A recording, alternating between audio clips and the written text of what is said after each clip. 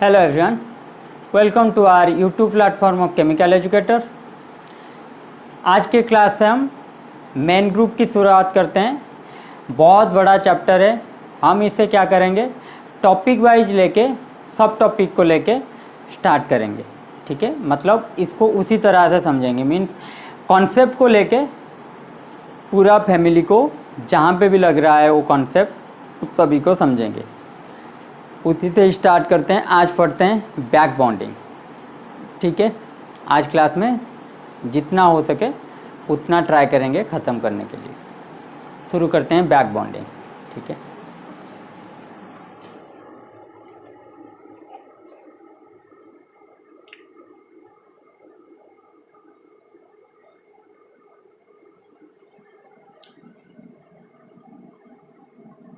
Main group.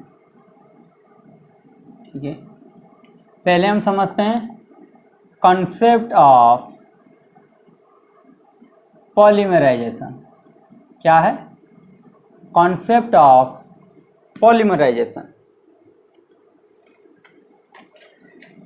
Polymerisation में इन polymerisation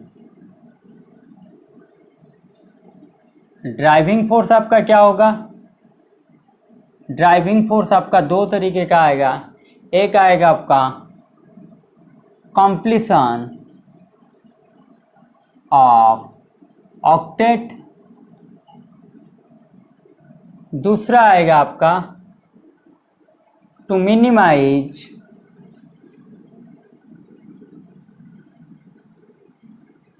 inter electronic repulsion. क्या होगा?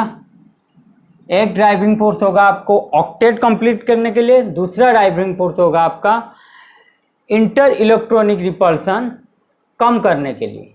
ठीक है, तो जैसे कि BH3 एक मॉलिक्यूल है। ठीक है, ये आपका क्या करेगा पॉलीमराइज करके क्या हो जाएगा B2H6। क्या हो जाएगा B2H6, तो 2BH3 आपका क्या हो जाएगा B2H6।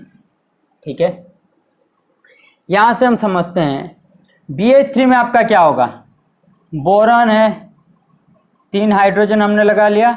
इसमें इलेक्ट्रॉन कितना यूज हो रहा है? 6 इलेक्ट्रॉन। ठीक है, बोरॉन के पास 1 इलेक्ट्रॉन, हाइड्रोजन का 1, बोरॉन का इस साइड 1, हाइड्रोजन का 1, बोरॉन का इस साइड 1, हाइड्रोजन 1। ठीक है, लुईस कॉन्सेप्ट में मैंने आपको समझाया था कि इलेक्ट्रॉन कैसे काउंट करते हैं, तो यहाँ पे हो जाएगा 6 इलेक्ट्रॉन। लेकिन जब पॉलीमराइज कर देंगे इसको, फायदा क्या होगा?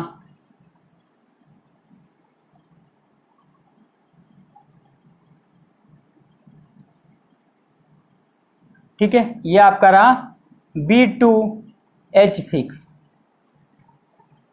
अब देखिए बोरॉन के पास कितना बॉन्ड है? 4 बॉन्ड। तो इस बोरॉन के पास कितना इलेक्ट्रॉन आ गया? 4 बॉन्ड मीन्स 4 × 2 8 इलेक्ट्रॉन। और इस बोरॉन के पास आ गया कितना? 8 इलेक्ट्रॉन। ठीक है, इसको बोला जाता है 3 सेंटर 2 इलेक्ट्रॉन बॉन्ड। इसको तो हम बाद में समझेंगे, पहले समझ लेते हैं कि पॉलीमराइजेशन से इसको फायदा क्या होगा। पॉलीमराइजेशन की वजह से इसको क्या मिल गया?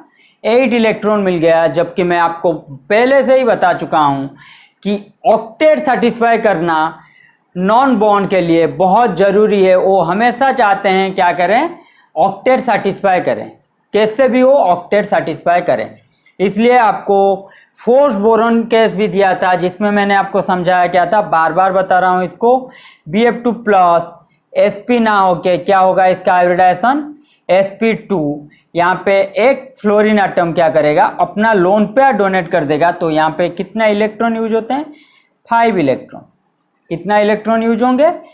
इसमें भी रहेगा 5 इलेक्ट्रॉन। तो अगर हम sp के हिसाब से देखते हैं तो कितना रहता है? 4 इलेक्ट्रॉन।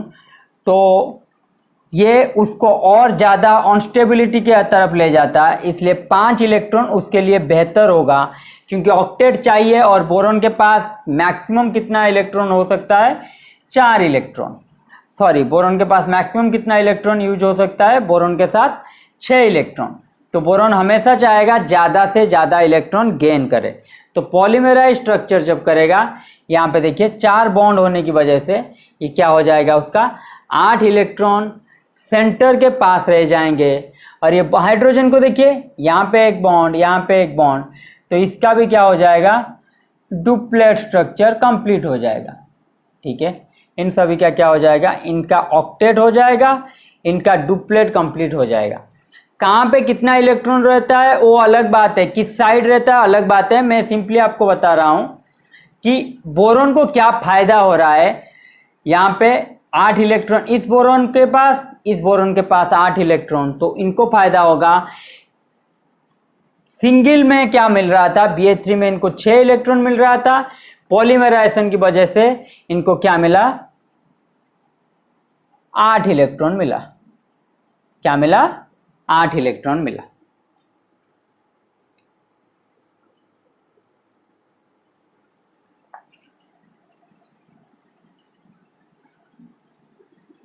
ठीक है, पॉलीमराइजेशन की कंसेप्ट हम बाद में पढ़ेंगे। यहीं से शुरुआत करना था कि कैसे क्या होता है, बैक बॉन्डिंग, ब्रिज बॉन्डिंग, ये सब क्यों होता है, उनको समझाना था। तो अब आ जाते हैं हम लुईस कॉन्सेप्ट में। आपका क्या होता है, इन लुईस कॉन्सेप्ट 3 तरीके का हम क्या देखेंगे, इलेक्ट्रॉन की वजह से 3 तरीके का हम वैलेंसी देखेंगे। एक होगा आपका हाइपोवैलेंट, ठीक है, hypovalent means less than 8 electron, 8 electron का खेल है ये। ठीक है, 8 से कम इलेक्ट्रॉन जिनमें होगा उनको क्या बोलेंगे, हाइपोवैलेंट। ठीक है, दूसरा आएगा आपका वैलेंट और प्रिसाइज। वैलेंट और प्रिसाइज, इनमें क्या होगा, इलेक्ट्रॉन होगा इक्वल टू 8। वैलेंट और प्रिसाइज में क्या होगा, वैलेंट इलेक्ट्रॉन और इलेक्ट्रॉन प्रिसाइज, वैलेंट इलेक्ट्रॉन और इलेक्ट्रॉन प्रिसाइज। तो इसमें क्या होगा, 8 इलेक्ट्रॉन। तीसरा आएगा आपका इलेक्ट्रॉन रिच और हाइपर वैलेंट।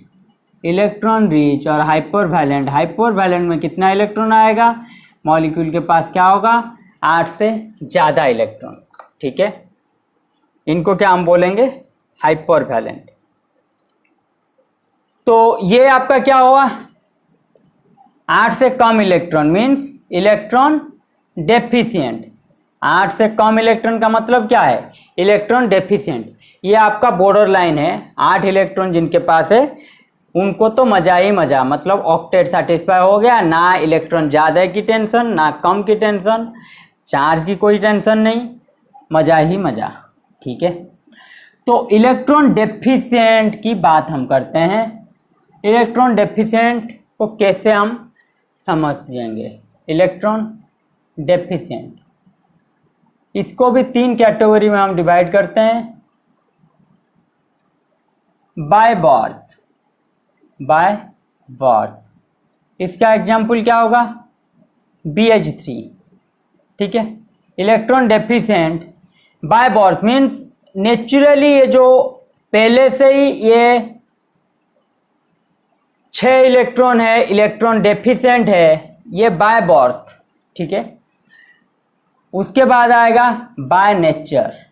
नेचर का मतलब है अगर एक इलेक्ट्रॉन नेगेटिविटी रिच एटम मैंने लगा लिया, जैसे कि PF5, क्या होगा, इलेक्ट्रॉन नेगेटिविटी जिसके पास ज़्यादा है, इलेक्ट्रॉन नेगेटिव एटम मैंने लगा लिया, तो फॉस्फोरस के पास क्या होगा, 5 है, तो ये आप क्या बोल सकते हैं इसको, हाइपर वैलेंट। यस और नो, इसको आप बोल सकते हैं हाइपर वैलेंट। लेकिन होता क्या है, यहाँ पे देखिए फॉस्फोरस को कौन सा लगा है, फ्लोरीन लगा है, तो इलेक्ट्रॉन डेंसिटी किसके पास ज़्यादा रहेगा, फ्लोरीन के पास, तो सेंट्रल एटम क्या आपका हो जाएगा, इलेक्ट्रॉन डेफिशिएंट। यस और नो, सेंट्रल एटम क्या आपका हो जाएगा, इलेक्ट्रॉन डेफिशिएंट। ये गलतफहमी हमेशा बच्चों को रहता है कि हाइपर वैलेंट में इलेक्ट्रॉन डेफिशिएंट नहीं होते, हाइपर वैलेंट भी उनका सेंट्रल एटम इलेक्ट्रॉन डेफिशिएंट होता ही होता है, क्योंकि उनको जो लगता है पहले तो हाइपर वैलेंट के लिए क्या लगेगा आपको, सेंट्रल एटम के साथ आपको मोर इलेक्ट्रोनेगेटिव एलिमेंट जुड़ना चाहिए, क्योंकि डी ऑर्बिटल आपका पार्टिसिपेट करेगा, अगर डी पार्टिसिपेट करेगा तो डी कंट्रैक्शन होना चाहिए, तो डी कंट्रैक्शन के लिए कौन सा लगेगा, मोर इलेक्ट्रोनेगेटिव एलिमेंट लगेगा। अगर मोर इलेक्ट्रोनेगेटिव एलिमेंट लगा तो इलेक्ट्रॉन डेंसिटी किस साइड आ जाएगा, फ्लोरीन के पास आ जाएगा। pF5 की बात कर रहा हूं, तो फ्लोरीन के पास जब आ जाएगा तो इस फॉस्फोरस क्या हो जाएगा, इलेक्ट्रॉन डेफिशिएंट। ठीक है, उसके बाद बाय बोथ, क्या, by both means by nature and by birth, ये आपका होगा BF3। एग्जाम्पल क्या होगा आपका, BF3। BF3 में क्या होगा आपका, ये देखिए बोरॉन है, बाय बर्थ बोरॉन क्या कर रहा है आपका, 6 इलेक्ट्रॉन स्पेसीज बना रहा है, 6 इलेक्ट्रॉन इनके पास रह रहे हैं। लेकिन जब इनके पास क्या हो रहा था, मोर इलेक्ट्रोनेगेटिव एलिमेंट रह रहे हैं, इसलिए सेंट्रल मेटल आपका सेंट्रल एटम क्या हो रहा है, इलेक्ट्रॉन डेफिशिएंट। इसमें क्या हो रहा है, बोरॉन भी है और सेंट्रल एटम बोरॉन के साथ जो जुड़ा है फ्लोरीन, वो भी मोर इलेक्ट्रोनेगेटिव एलिमेंट है। तो ये by nature and by birth more electro deficient हो जाएगा। ठीक है, by nature and by birth ये मोर इलेक्ट्रो डेफिशिएंट हो जाएगा। तो इसमें क्या होगा, एक फायदा हो जाएगा, ये जब मोर इलेक्ट्रो डेफिशिएंट हो जाएगा तो ये क्या करेगा, मोर हुआ क्या, बोरॉन को तो चाहिए ही नहीं 6 इलेक्ट्रॉन, बोरॉन को चाहिए 8, लेकिन वो मिल नहीं पा रहा है। हाइड्रोजन के लिए उसमें प्रॉब्लम क्या हो रहा था, हाइड्रोजन उसके साथ जुड़ेगा जब,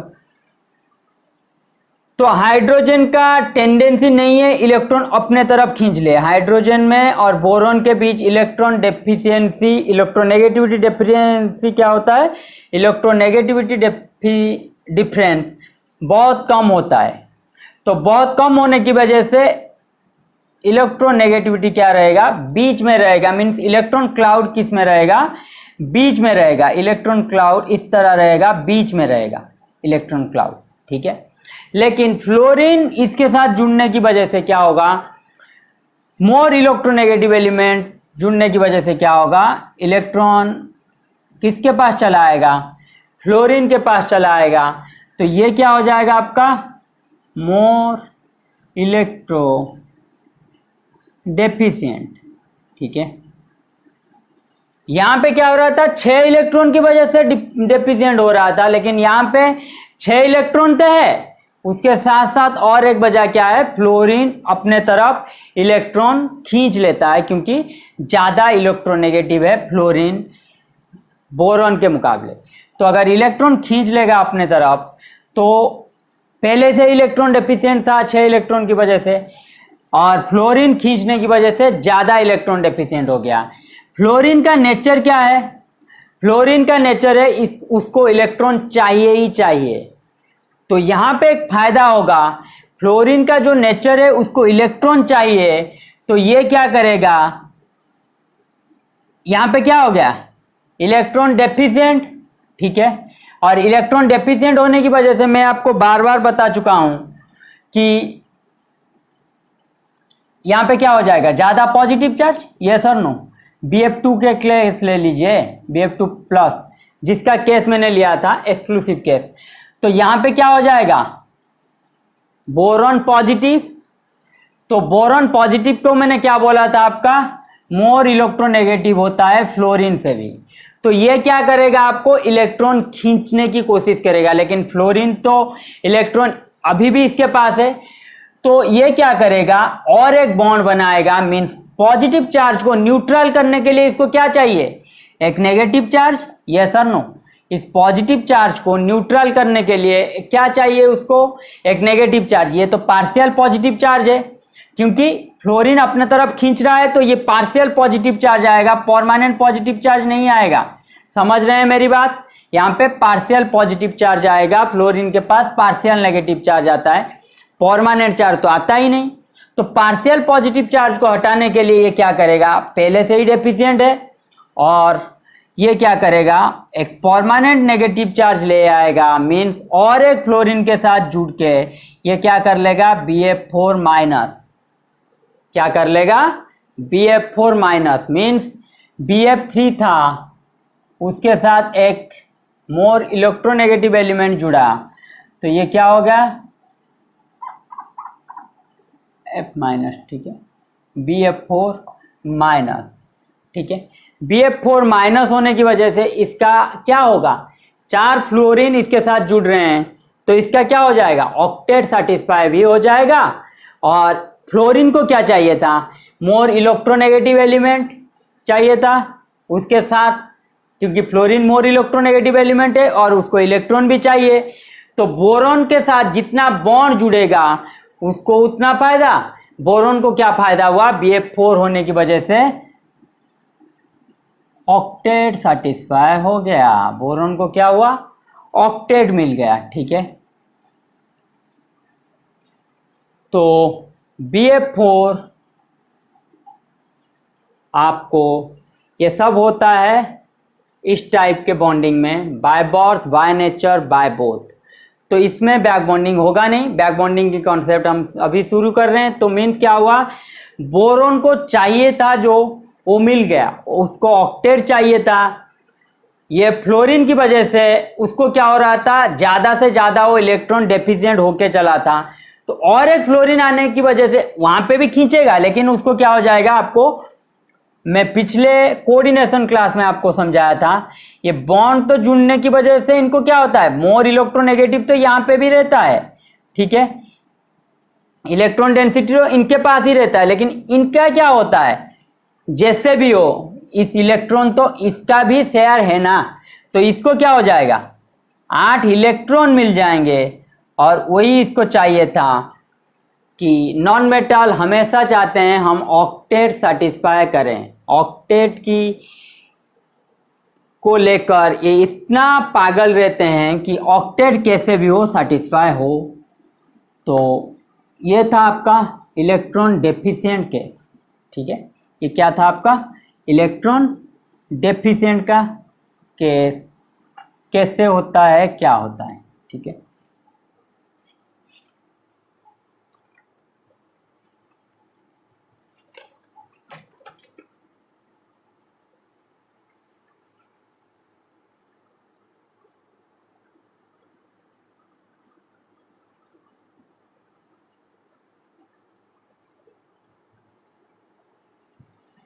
तो BH3 ये क्या था, इलेक्ट्रॉन डेफिशिएंट, ठीक है, BH3 क्या था, इलेक्ट्रॉन डेफिशिएंट।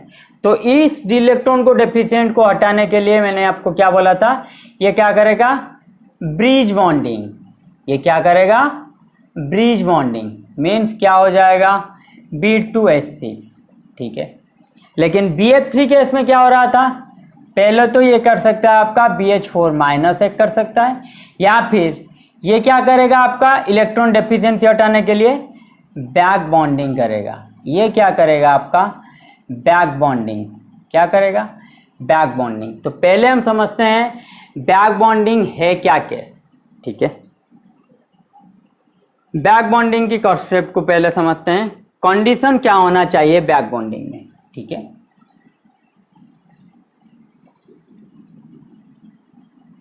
बैक बॉन्डिंग, अब आ जाते हैं बैक बॉन्डिंग, नाम में ही सब कुछ है, कोऑर्डिनेशन मैंने आपको समझाया था थोड़ा। बॉन्ड फॉर्मेशन हो चुका है, फिर भी उसके बाद अगर उस बॉन्ड फॉर्मेशन के लिए कोई भी लोन पेयर आपका बॉन्ड फॉर्मेशन में क्या हो रहा था आपका, सपोज BF3 की केस ले लेते हैं, ये क्या था आपका फ्लोरीन फ्लोरीन, काम खत्म, क्योंकि बोरॉन के पास क्या है 1s2 2s2 2p1, यस और नो, तो वैलेंस इलेक्ट्रॉन कितना है?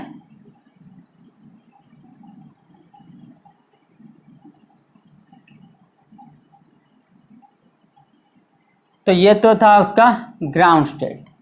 एक्साइटेड स्टेट में क्या होगा?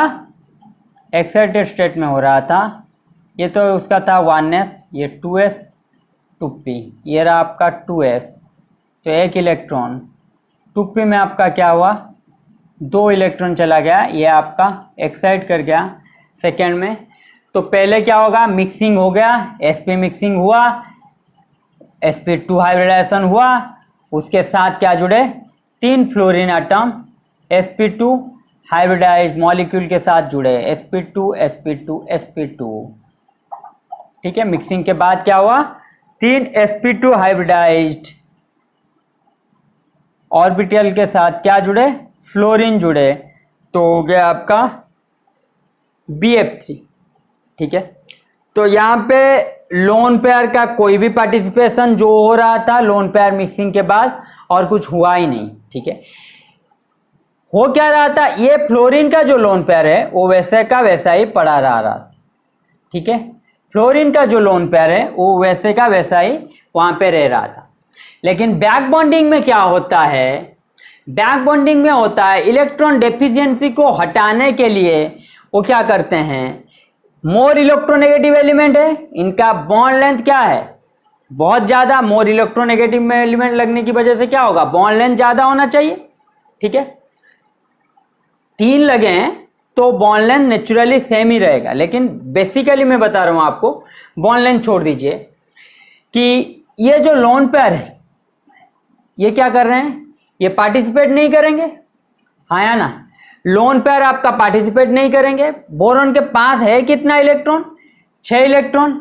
इसको चाहिए कितना? और 2 इलेक्ट्रॉन चाहिए टू सैटिस्फाई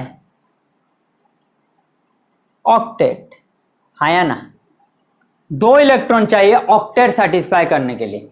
तो अगर मैं इसमें एक डबल बॉन्ड बना लूं, सपोज मान के चलिए यहां पे मैंने एक डबल बॉन्ड कैरेक्टर ले आया, पार्शियली हो, मतलब थोड़ी देर के लिए भी हो, लेकिन मैं अगर ले आया तो इसका देखिए ऑक्टेट सेटिस्फाई हो गया। यहां पे 2 इलेक्ट्रॉन, यहां पे 2 इलेक्ट्रॉन, बॉन्ड तो वैसे का वैसा ही रहा, क्योंकि सिग्मा ही हम काउंट करते हैं बॉन्ड फॉर्मेशन में, पाई का काउंट तो नहीं होता। लेकिन पाई की वजह से इलेक्ट्रॉन कितना जुड़ गया? देखिए 2 4 6 8, मीन्स ऑक्टेट इसको मिल गया, लेकिन इसको कुछ फर्क नहीं पड़ रहा है बॉन्डिंग में, क्योंकि पाई को हम बॉन्डिंग में काउंट नहीं करते। तो यही है कि बैक बॉन्डिंग मीन्स ये डबल बॉन्ड कैसे आएगा? बोरॉन के पास तो वैकेंट, और बोरॉन के पास तो और कुछ है ही नहीं बॉन्ड फॉर्मेशन करने के लिए, सिर्फ क्या है उसके पास? वैकेंट ऑर्बिटल है। सिर्फ क्या है बोरॉन के पास? वैकेंट ऑर्बिटल है, और कुछ है ही नहीं। लेकिन वैकेंट ऑर्बिटल में जुड़ने के लिए इसको इलेक्ट्रॉन भी चाहिए। बोरॉन के पास अपने पास खुद का इलेक्ट्रॉन होना चाहिए ताकि ये वैकेंट ऑर्बिटल को जुड़ सके। ठीक है, वैकेंट ऑर्बिटल को फील कर सके, लेकिन इसके पास तो है नहीं। तो ये क्या करेगा? मैंने आपको फोर्स्ड बोरॉन केस में भी समझाया था कि लोन पेयर क्या करता है, यहां पे दे देता है कोऑर्डिनेट बॉन्ड में BF2 प्लस में। ठीक है, ये कोऑर्डिनेट बॉन्ड में वहां पे कर रहा था BF2 प्लस में, लेकिन यहां पे क्या करेगा? लोन पेयर पार्टिसिपेट नहीं करता है बॉन्डिंग में, लेकिन दे तो सकता है। अगर दे दिया तो बॉन्डिंग में क्या किया? बॉन्डिंग ने बैक कर लिया, मीन्स पीछे मुड़ गया। पहले ये हो चुका था बॉन्डिंग, ये BF3 फॉर्म हो चुका है।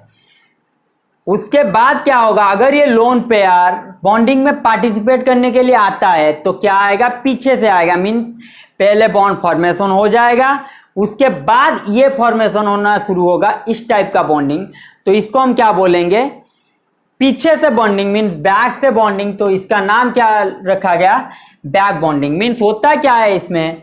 ये जो लोन पेयर है ना फ्लोरीन का, ये जो लोन पेयर है ये क्या करता है? बोरॉन के पास जो वैकेंट ऑर्बिटल है,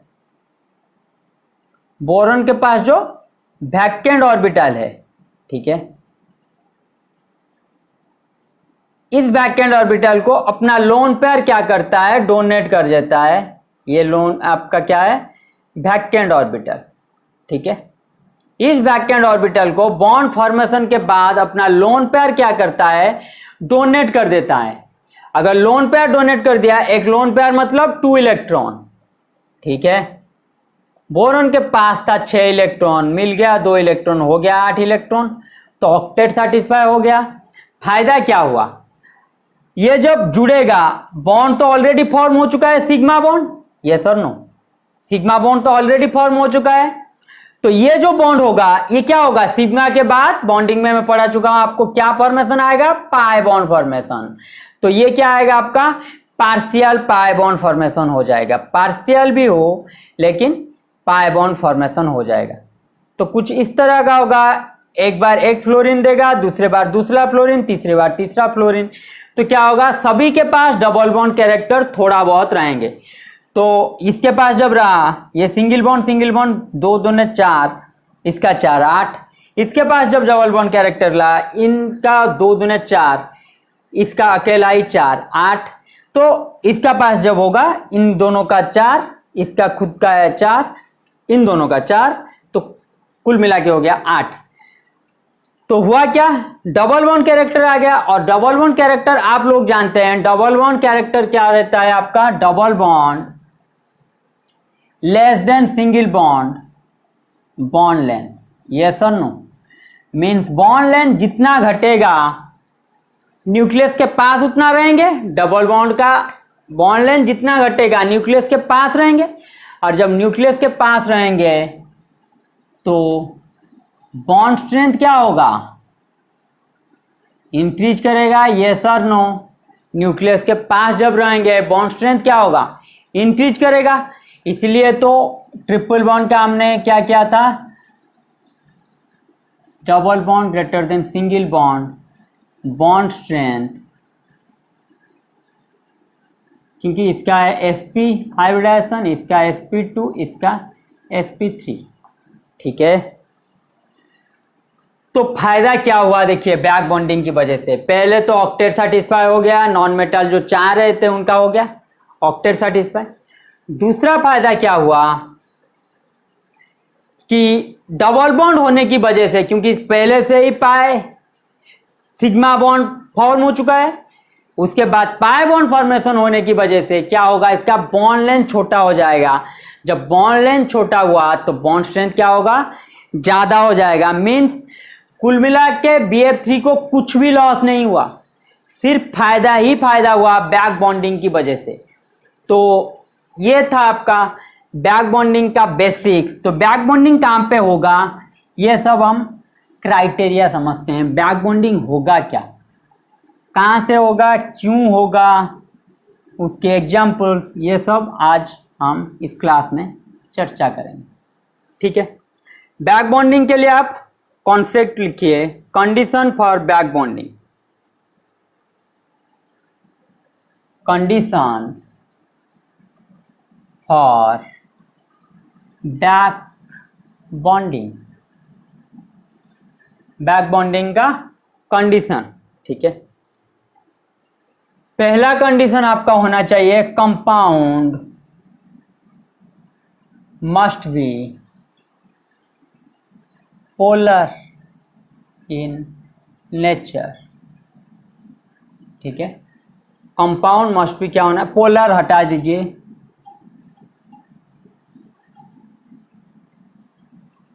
compound must be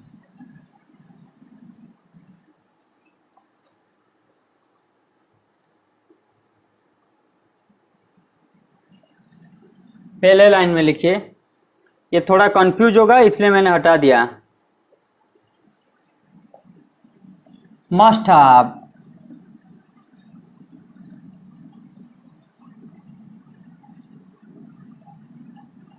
electronegativity difference high, क्या होना चाहिए, इलेक्ट्रोनेगेटिविटी डिफरेंस हाई होना चाहिए। उसी में सेकेंड में लिख लीजिए, bond should be polar, bond should be polar means उन दोनों के बीच इलेक्ट्रोनेगेटिविटी डिफरेंस आएगा। बोरॉन फ्लोरीन के लिए। तो ये बॉन्ड क्या आपका होगा, पोलर होगा, ये सर नो। कंपाउंड की बात छोड़िए, बॉन्ड को ले लीजिए, बॉन्ड क्या होगा, पोलर होगा, क्योंकि इलेक्ट्रोनेगेटिविटी डिफरेंस आएगा। तो किसी के पास ज़्यादा इलेक्ट्रोनेगेटिविटी, किसी के पास कम, तो जिसके पास ज़्यादा इलेक्ट्रोनेगेटिविटी उसके पास ही इलेक्ट्रॉन रहेगा। तो पोलर बॉन्ड आएगा, मीन्स बॉन्ड आपका पोलर होना चाहिए, इलेक्ट्रोनेगेटिविटी डिफरेंस हाई होना चाहिए। तीसरा कैरेक्टर होना आपका चाहिए, ये पहला कैरेक्टर चला गया। दूसरा आपका होना चाहिए लोन पेयर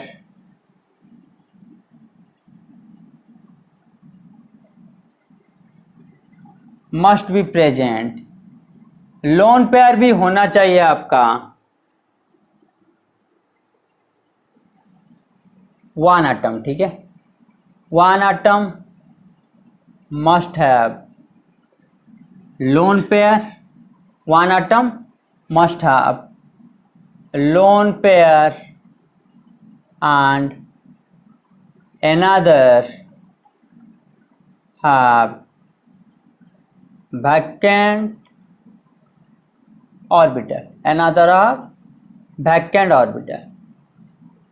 एक के पास one atom must have lone pair and another have vacant orbital, ठीक है।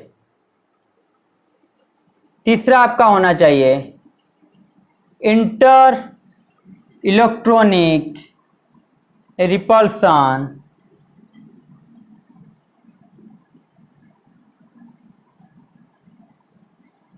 Must be there, inter electronic repulsion आपका होना जरूरी है, ठीक है।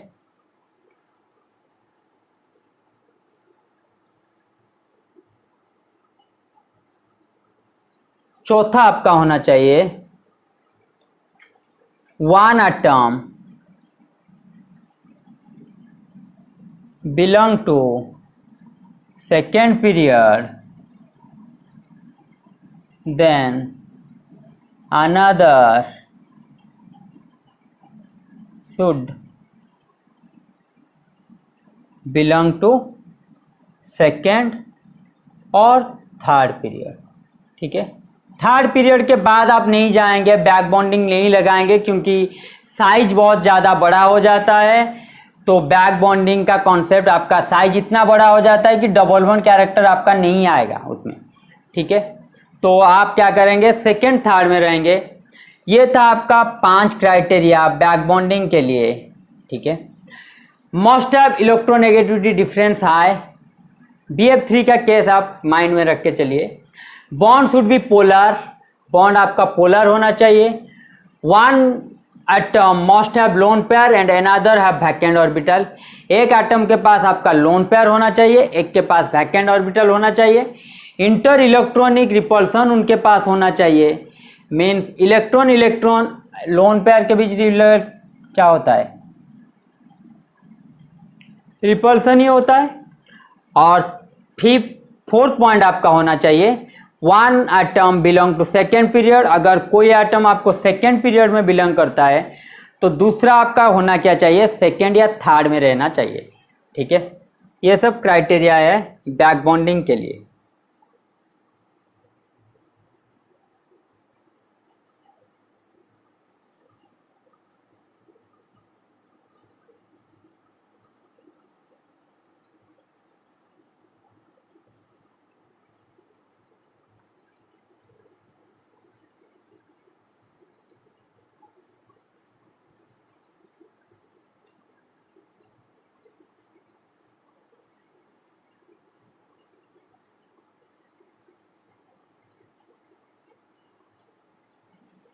ठीक है,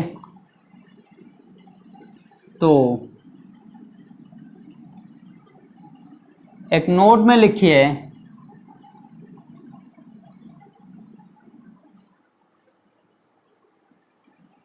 नोट में लिख लेना, back bonding occurs in that compound which is electron deficient by birth and nature both.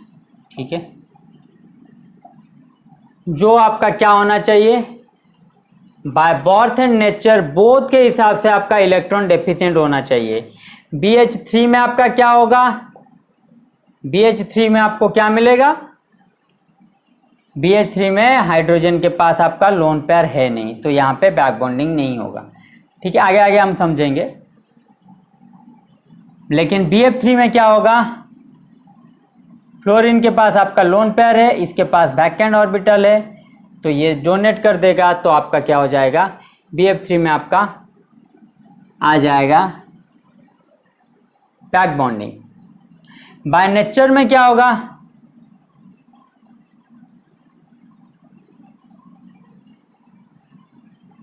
By nature में CCl4 भी आप ले सकते हैं। इनके पास तो लोन पेयर होता है, PF5 भी ले सकते हैं आप, इनके पास तो लोन पेयर होता है। ठीक है, लेकिन हमेशा इनके पास क्या होता है, वैकेंट ऑर्बिटल नहीं होता, नो वैकेंट ऑर्बिटल। ठीक है, हमेशा इनके पास वैकेंट ऑर्बिटल नहीं होता बाय नेचर में। तो हम क्या करेंगे, बाय नेचर बाय बर्थ जो भी दो क्राइटेरिया कंडीशन फुलफिल करेगा उनको ही हम बैक बॉन्डिंग कॉन्सेप्ट में लेंगे। तो मीन्स एक इलेक्ट्रॉन डेफिशिएंट आपको पहले से ही इलेक्ट्रॉन मिलना चाहिए, एक एटम मिलना चाहिए सेंट्रल एटम, उसके साथ साथ क्या मिलना चाहिए आपको, एक मोर इलेक्ट्रोनेगेटिव एलिमेंट जुड़ना चाहिए, तभी आपका बैक बॉन्डिंग पॉसिबल हो जाएगा। अभी थोड़ा पढ़ लेते हैं एक छोटा सा कंसेप्ट जो मैंने छोड़ दिया था। एक कोऑर्डिनेट बॉन्डिंग में दो टाइप का, ठीक है, कोऑर्डिनेट बॉन्ड्स। ठीक है, एक होगा आपका sigma coordinate bond, sigma coordinate bond, इसको हम क्या बोलेंगे, dative bond. Sigma coordinate bond को क्या बोलेंगे, डेटिव बॉन्ड। दूसरा आपका क्या आएगा, pi coordinate bond. Pi coordinate bond को हम क्या बोलेंगे, पाई बैक बॉन्डिंग। ठीक है, पाई कोऑर्डिनेट बॉन्ड को हम क्या बोलेंगे, pi back bonding. Sigma coordinate bond आपको मैं पढ़ा चुका हूं बॉन्डिंग में। ठीक है, पाई कोऑर्डिनेट बॉन्ड की हम चर्चा करेंगे बैक बॉन्डिंग, तो इसी की ही चर्चा करते हैं। Here partial pi character comes, partial pi character क्या होता है, आ जाता है। ठीक है, तो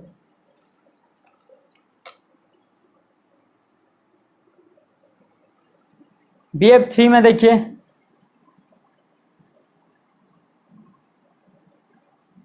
BF3 के साथ F माइनस जुड़ा तो क्या हो जाएगा, BF4 माइनस। ठीक है, ये तो पॉसिबल हो जाएगा, लेकिन आपका CH4 के साथ F माइनस जुड़ नहीं पाएगा। क्यों, क्योंकि कार्बन के पास वैकेंट ऑर्बिटल नहीं है, no vacant orbital in carbon. ठीक है, ये आपका पॉसिबल होगा, ये आपका पॉसिबल नहीं होगा due to vacant, possible due to orbital in boron. ठीक है, BF3 F माइनस के साथ जुड़ के BF4 माइनस कर लेगा, क्योंकि बोरॉन के पास वैकेंट ऑर्बिटल है, लेकिन कार्बन CH4 के साथ F माइनस जुड़ के हो नहीं सकता, क्योंकि कार्बन के पास वैकेंट ऑर्बिटल नहीं है। ठीक है,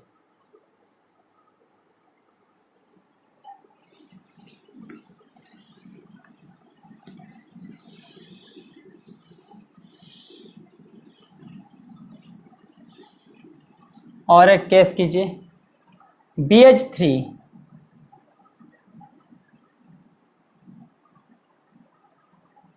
BF3 NH3, ठीक है, BF3 NH3, F3 के बदले आप X3 लिख दीजिए, कोई भी ले लीजिए, ठीक है।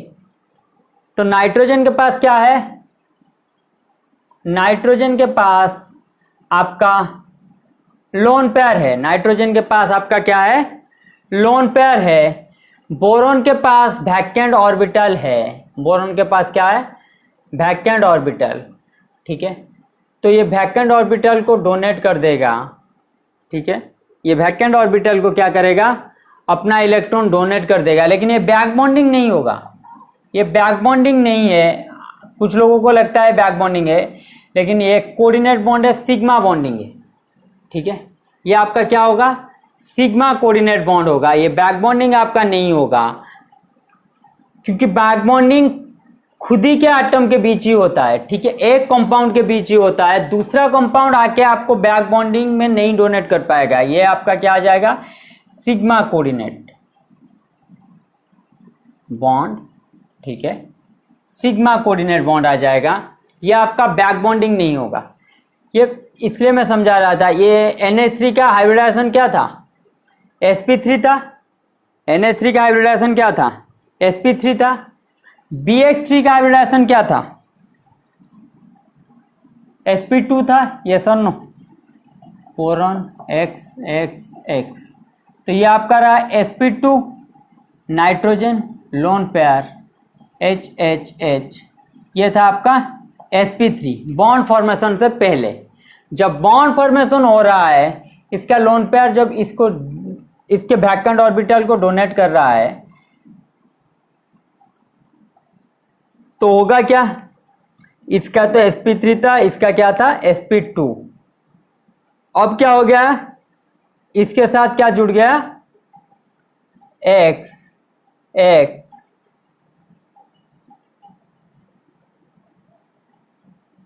NH3, ठीक है, ये जो लोन पेयर, और ये आपका रहा X।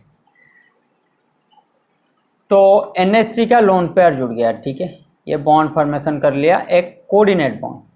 NH3 का लोन पेयर क्या कर रहा है, आपका कोऑर्डिनेट बॉन्ड फॉर्मेशन कर रहा है, ठीक है। तो यहां पे देखिए, बोरॉन के पास कितना रहा, 1 2 3 4, तो sp2 चेंज किसने में हो गया, चेंजेस टू sp3, लेकिन NH3 का जो था वही रहेगा, sp3 डज नॉट चेंज, क्योंकि लोन पेयर ही पार्टिसिपेट कर रहा है, और पहले से ही हम sp3 में क्या कर रहे थे, 3 bond pair 1 lone pair, yes और नो। यहाँ पे क्या हो रहा है, नाइट्रोजन के पास, इसमें था 3 बॉन्ड पेयर 1 लोन पेयर, इसमें क्या हो रहा है, 4 बॉन्ड पेयर, क्योंकि 3 हाइड्रोजन एक कोऑर्डिनेट बॉन्ड। तो इसका यहाँ पे भी sp3 था, तो यहाँ पे भी sp3 था। बैक बॉन्डिंग में क्या होता है, बैक बॉन्डिंग मैंने आपको समझाया कि डबल बॉन्ड कैरेक्टर आ जाएगा, तो बॉन्ड सभी का चेंज होगा, ठीक है, हाइब्रिडाइजेशन सभी का चेंज होगा। लेकिन यहाँ पे देखिए NH3 का हाइब्रिडाइजेशन चेंज नहीं हो रहा है। जब हाइब्रिडाइजेशन हम पढ़ेंगे तब आप समझ जाएंगे। बैक बॉन्डिंग में यहाँ पे सिर्फ BH3 का हाइब्रिडाइजेशन चेंज हो रहा है, तो ये आपका बैक बॉन्डिंग नहीं होगा, ये आपका सिग्मा कोऑर्डिनेट बॉन्ड होगा। तो कोई अगर पूछे कि चेंज कितना हो रहा है, तो आपको देखना है कि चेंजेस किस में हो रहा है और हाइब्रिडाइजेशन क्या हो रहा है, ठीक है। अब आ जाते हैं बैक बॉन्डिंग के कंसेप्ट में। फिर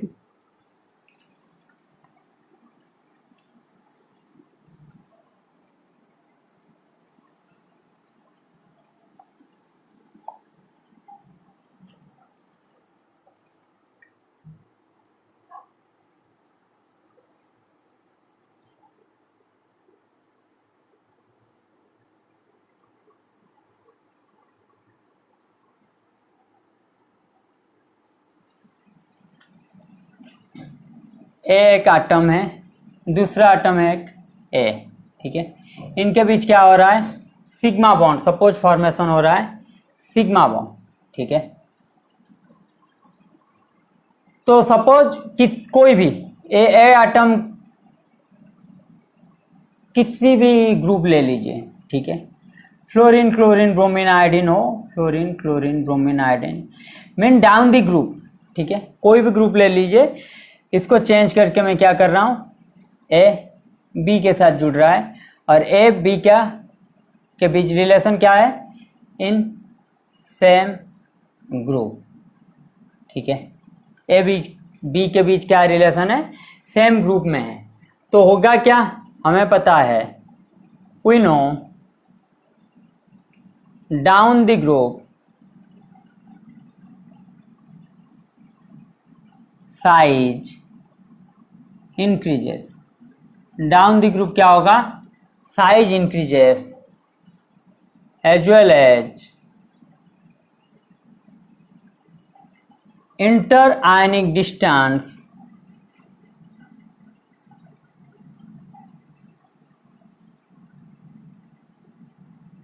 between central atom and side atom increases, interionic distance between central atom and side atom increases, so extent of overlapping क्या होगा, extent of overlapping decreases, extend of overlapping क्या होगा, डिक्रीज कर जाएगा। ये बैक बॉन्डिंग का ही कॉन्सेप्ट है, मैं आपको समझा रहा हूं कि जितना भी हम नीचे नीचे जाएंगे बैक बॉन्डिंग घटेगा, क्योंकि एक्सटेंड ऑफ ओवरलैपिंग क्या होगा, जो डबल बॉन्ड कैरेक्टर आएगा वो कम होता ही जाएगा, क्योंकि डबल बॉन्ड कैरेक्टर के लिए आपको बॉन्ड लेंथ छोटा चाहिए, जबकि down the group bond length बड़ा होता है, ठीक है। When central atom and side atom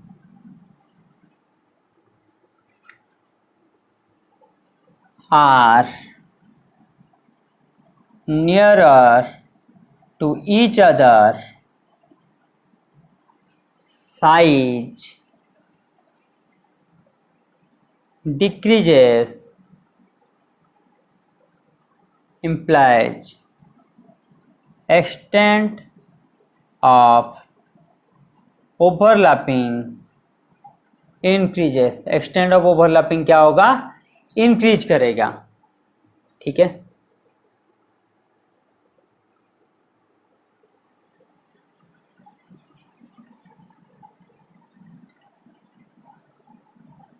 suppose ए एक आटम है, बी एक आटम है, इनका डिस्टेंस कम है, ठीक है, ए एक आटम है, बी एक आटम है, इनका डिस्टेंस क्या है, कम है, तो इनके बीच क्या होगा, एक्सटेंड ऑफ ओवरलैपिंग क्या होगा, इजी होगा, एक्सटेंड ऑफ ओवरलैपिंग क्या होगा, इजी होगा, क्योंकि डिस्टेंस कम है,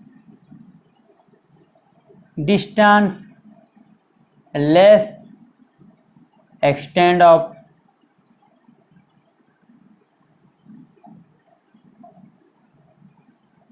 ओवरलैपिंग मोर, यहाँ पे क्या हो रहा है, distance more extent of overlapping less, ठीक है।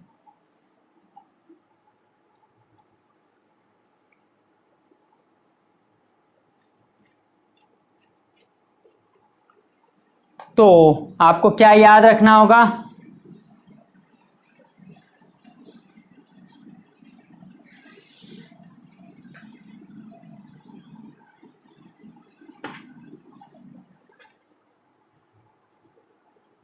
for p group element, for p block element, for p group, हाँ p group element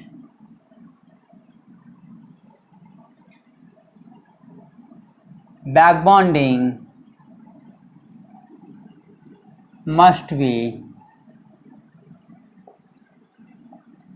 up to third period back bonding must be up to third period elements. Beyond that,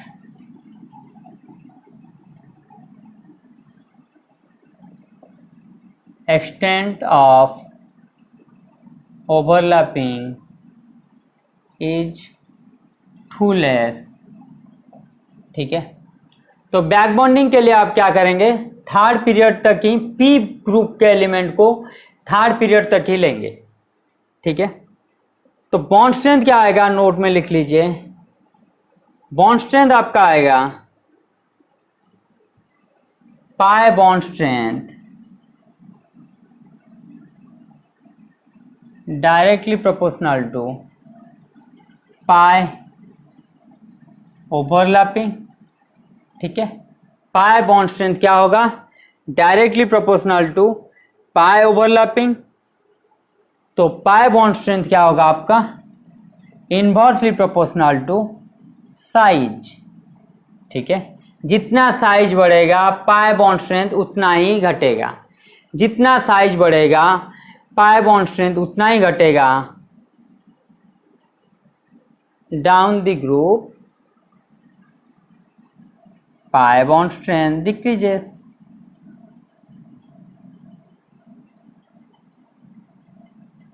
decreases. ठीक है, ये रहा decrease का symbol. तो ये गया, तो अगर बैक बॉन्डिंग होगा आपका पाई के बीच, ठीक है, मीन्स पहले तो आपको मैंने बताया सेकेंड के साथ थर्ड पीरियड ही रह सकता है या फिर सेकेंड के साथ सेकेंड रह सकता है। दूसरा, अगर पाई ओवरलैपिंग हो रहा है मीन्स डी को छोड़ के पी ब्लॉक में हो रहा है, तो आपको क्या होगा, आप मैक्सिमम लेंगे किसके कितने तक, डबल, मतलब मैक्सिमम लेंगे आप थर्ड पीरियड तक। अब देखते हैं अगर एफ और डी ब्लॉक का एलिमेंट हुआ, if side atom is d और f block element, side atom आपका अगर डी और एफ ब्लॉक एलिमेंट रहा, ठीक है, तो डी और एफ ब्लॉक के लिए मीन्स 3D 4D 4F ऐसा ही कुछ रहेगा। ठीक है, 3D से पहले आपका क्या होता है, आप खुद ही देख लीजिए। 3D से पहले आपका जब फिलअप होता है 4S पहले फिल होता है, उसके बाद क्या होता है, हम लिखते हैं 3D उसके बाद 4S, लेकिन 4S फील्ड फास्ट, यस और नो। तो S जब फिल होता है तो अगर डी ऑर्बिटल बॉन्डिंग में डी और एफ पार्टिसिपेट कर रहे हैं, ठीक है, एक्सटेंड और ओवरलैपिंग अगर हो रहा है, साइड एटम अगर डी और एफ ब्लॉक में है, तो अगर एक्सटेंड और ओवरलैपिंग हो रहा है तो वहां पे क्या आ जाएगा, डी कंट्रैक्शन आ जाएगा, यस और नो। डी कंट्रैक्शन आएगा क्योंकि साइज भी छोटा हमें करना पड़ेगा। डी कंट्रैक्शन आएगा तो क्या हो जाएगा, जेड इफेक्टिव क्या होगा, इंक्रीज करेगा। जेड इफेक्टिव क्या होगा, इंक्रीज करेगा, तो साइज क्या होगा, डिक्रीज करेगा। तभी ये पॉसिबल होगा कि डी और एफ पार्टिसिपेट करेंगे, जिसको मैं समझा चुका हूं आपका बॉन्डिंग में, कि डी और एफ जब पार्टिसिपेट करेंगे क्या होगा, कंट्रैक्शन होना जरूरी है। कंट्रैक्शन होगा तो क्या होगा, जेड इफेक्टिव इंक्रीज करेगा, साइज डिक्रीज करेगा। तो इसका आप ओएमसी में एग्जाम्पल देखेंगे। सपोज आपका है, मैं एक एग्जाम्पल दे देता हूं, ठीक है। इसको तो हमने क्या किया था, कोऑर्डिनेट बॉन्ड किया था, छोड़ दीजिए। लेकिन कार्बन के पास क्या था आपका, लोन पेयर, यस और नो। कार्बन के पास क्या था आपका, लोन पेयर था। ऑक्सीजन के पास भी एक लोन पेयर था, ठीक है, लुईस स्ट्रक्चर के साथ हिसाब से, ठीक है। अगर एक मेटल के साथ ये बॉन्ड फॉर्मेशन कर रहा है, क्या कर रहा है, अगर मेटल के साथ बॉन्ड फॉर्मेशन कर रहा है तो होगा क्या, खुद ही बताइए। तो ये पहले क्या करेगा, इस लोन पेयर इस मेटल का जो वैकेंट ऑर्बिटल था उसको डोनेट करेगा। अरे मेटल मतलब डी ब्लॉक ट्रांजिशन एलिमेंट, ठीक है, ट्रांजिशन मेटल। तो ट्रांजिशन मेटल में तो डी ब्लॉक है, डी ब्लॉक में तो वैकेंट ऑर्बिटल होते हैं जनरली। तो अगर ये डोनेट किया तो ये आपका क्या आ जाएगा, सिग्मा बॉन्डिंग, यस और नो। सिग्मा बॉन्डिंग होने के बाद भी इसमें भी बैक बॉन्डिंग होगा, ठीक है, सिग्मा बॉन्डिंग होने के बाद तो बैक बॉन्डिंग होता है, लेकिन यहां पे आप देख सकते हैं कि कार्बन का वैकेंट ऑर्बिटल नहीं है। कार्बन के पास कितना होता है 1s2 2s2 2p2, ठीक है।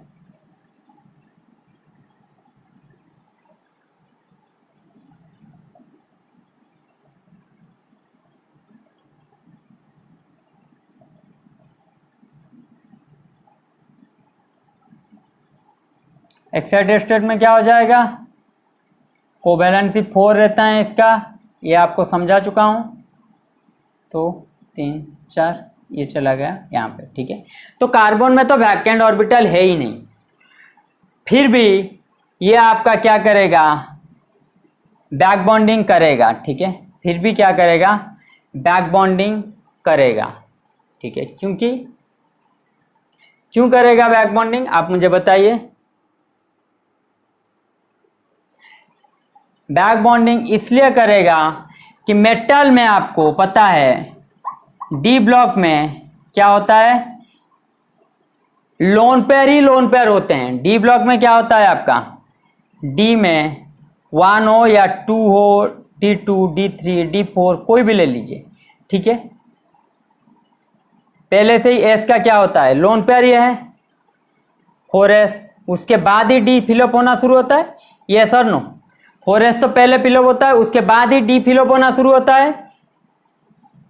तो यहां पे देखिए एक लोन पेयर है, मतलब है, और ये आपका वैलेंस इलेक्ट्रॉन है। डी के लिए एस क्या है, 4s आपका वैलेंस इलेक्ट्रॉन है। तो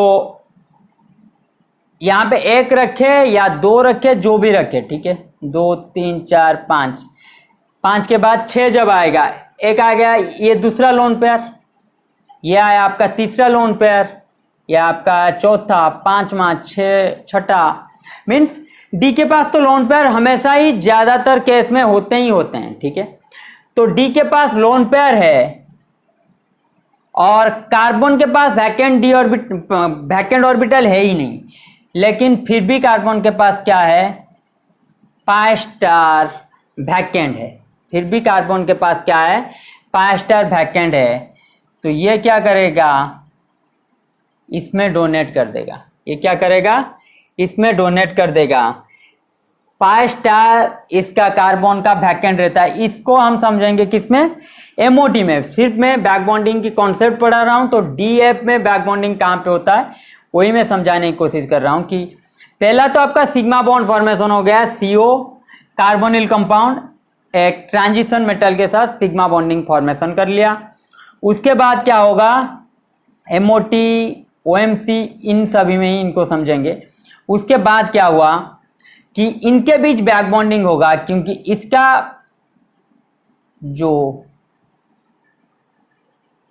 पाई स्टार है वो वैकेंट है, ठीक है, पाई स्टार वैकेंट, कार्बन का क्या है, पाई स्टार वैकेंट है। तो वैकेंट है, इसके पास तो लोन पेयर ही लोन पेयर है, मैंने आपको समझाया। तो ये क्या करेगा, डोनेट कर देगा। तो डोनेट कर देगा तो इनके बीच क्या आ जाएगा, एक पाई बॉन्ड आ जाएगा, यस और नो, एक पाई बॉन्ड आ जाएगा। तो पाई बॉन्ड जब आएगा तो होगा क्या, यहां पे, ठीक है, इसको यहां पे करता हूं। पाई बॉन्ड जब आ जाएगा, पाई बॉन्ड आएगा तो बॉन्ड लेंथ क्या होगा, छोटा होगा। तो मेटल और कार्बन के बीच बॉन्ड क्या होगा, सटेंड, बॉन्ड क्या होगा, छोटा हो जाएगा।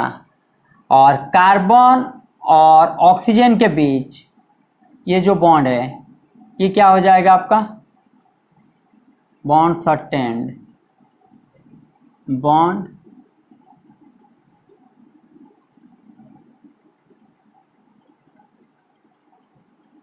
लेंथेंड, ठीक है, बॉन्ड क्या होगा, बड़ा हो जाएगा। कार्बन ऑक्सीजन बॉन्ड बड़ा हो जाएगा, मेटल और कार्बन बॉन्ड आपका छोटा हो जाएगा।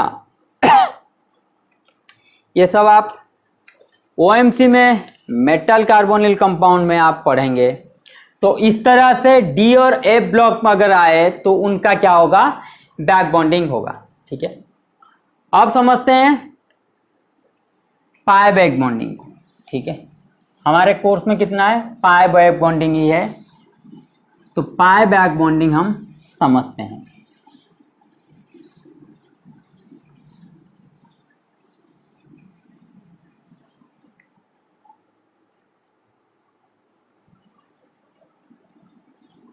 Types of extent of overlapping. ठीक है, type of extent of overlapping. ठीक है, सपोज आपका एक एटम है, ठीक है, उसके साथ जुड़ा है बी एटम। ठीक है, ए के पास क्या है आपका, वैकेंट ऑर्बिटल, तो बी के पास क्या होगा आपका, लोन पेयर। ए के पास है वैकेंट ऑर्बिटल, बी के पास क्या है आपका, लोन पेयर।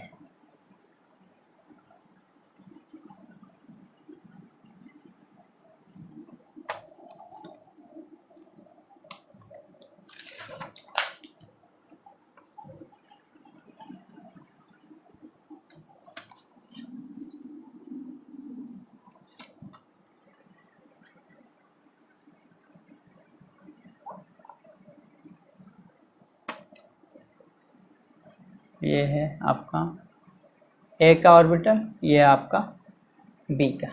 ठीक है, ए के पास क्या है, मैंने बोला वैकेंट ऑर्बिटल, बी के पास क्या है आपका, लोन पेयर। तो लोन पेयर क्या होगा आपका, डोनेट हो जाएगा वैकेंट ऑर्बिटल को। लोन पेयर क्या होगा आपका, डोनेट हो जाएगा वैकेंट। पहले तो आपका सिग्मा बन चुका है, ये आपका क्या आएगा, पाई। ठीक है, अगर ए आपका है सेकेंड ब्लॉक में, ठीक है, ए आपका है सेकेंड ब्लॉक में और बी भी आपका है सेकेंड ब्लॉक में। ठीक है, बी आपका कितने में है, सेकेंड ब्लॉक में। टूपी में दोनों के दोनों हैं। ठीक है, किसमें है, टूपी में दोनों के दोनों हैं। तो एक्सटेंट ऑफ ओवरलैपिंग क्या होगा, तो इसको हम क्या बोलेंगे, two p pi back bonding. इसको हम क्या बोलेंगे, two p pi b pi back bonding. ठीक है,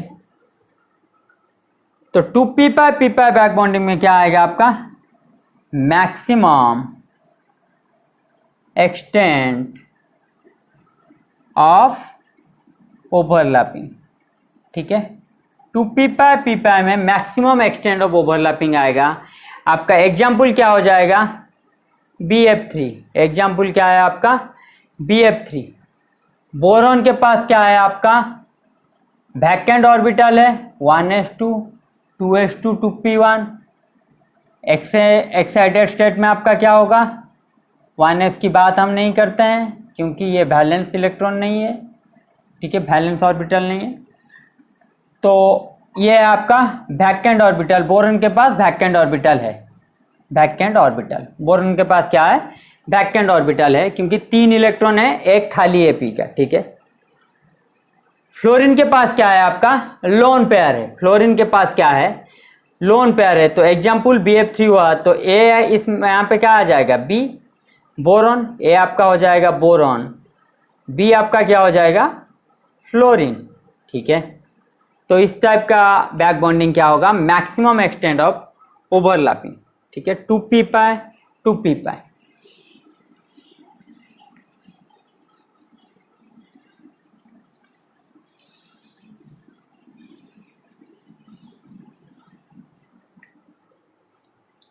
सेम ले लेते हैं, ए है, एक है आपका बी। ठीक है,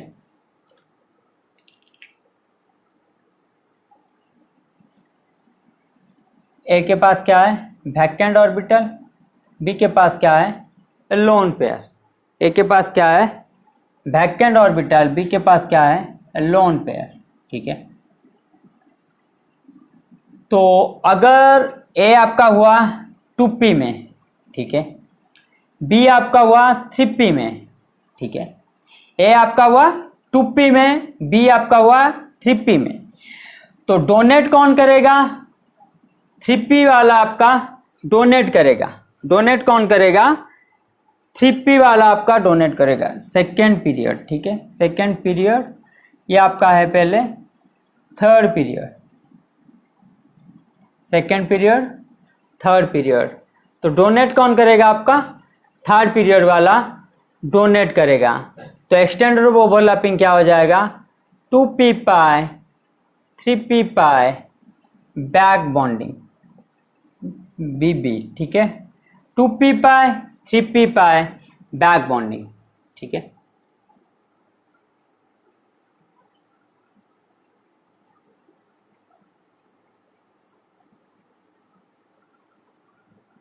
फोर्थ है आपका, सॉरी थर्ड है आपका, सेकेंड ये गया, थर्ड है आपका, अगर ए है, ये आपका है बी है। ठीक है, ए के पास क्या है, वैकेंट ऑर्बिटल है, बी के पास क्या है, लोन पेयर है। ठीक है, तो ये आपका तो सिग्मा, ये आपका पाई, यहाँ पे भी सिग्मा, तो ये क्या होगा, डोनेट करेगा, ये आपका होगा पाई। ठीक है, सपोज ए आपका है थर्ड पीरियड, क्यों मैं लिख रहा हूँ आप थोड़ी देर में आपको पता चल जाएगा। सपोज ए है किसमें, थर्ड पीरियड, बी भी है आपका थर्ड पीरियड में। ठीक है, ए आपका है थर्ड पीरियड, बी आपका है थर्ड पीरियड,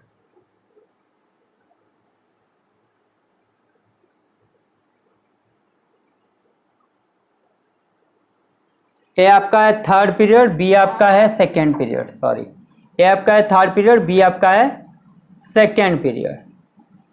ठीक है, तो सेकेंड पीरियड में क्या होगा, पी होगा, 2s टू पी, 2s का तो कुछ काम ही नहीं है, तो डोनेट कर रहा है लोन पेयर, तो कौन डोनेट करेगा, बैलेंस ऑर्बिटल, तो बैलेंस ऑर्बिटल क्या होगा, पी आपका, तो 2p आपका ऑर्बिटल, ये है आपका 2p ऑर्बिटल, ये आपका होगा क्या, 3d ऑर्बिटल। ठीक है, तो 2p ऑर्बिटल आपका क्या करेगा, डोनेट, 3p ऑर्बिटल क्या करेगा आपका, 3d ऑर्बिटल आपका करेगा एक्सेप्ट। ठीक है, 2p ऑर्बिटल आपका डोनेट करेगा, 3p ऑर्बिटल डोनेट करेगा, तो ये आपका क्या हो जाएगा, 2p पाई 3d पाई बैक बॉन्डिंग, 2p पाई 3d पाई बैक बॉन्डिंग। ठीक है, तो एक्सटेंड ऑफ ओवरलैपिंग क्या होगा आपका, एक्सटेंड ऑफ ओवरलैपिंग का आपका ऑर्डर क्या आएगा, ऑर्डर आपका आएगा 2p पाई ग्रेटर देन 2p पाई 3p पाई ग्रेटर देन 2p पाई 3d पाई। ये आपको हमेशा याद रखना है, बहुत ही इंपॉर्टेंट है। ठीक है, क्योंकि आपको कंफ्यूजन आएगा 3p पाई 3d पाई में कौन सा होगा। ठीक है, तो थर्ड पीरियड में अगर रह रहा है, ठीक है, थर्ड पीरियड में अगर हो रहा है, ये तो आएगा आपका 3 केस, चौथा केस ले लेते हैं।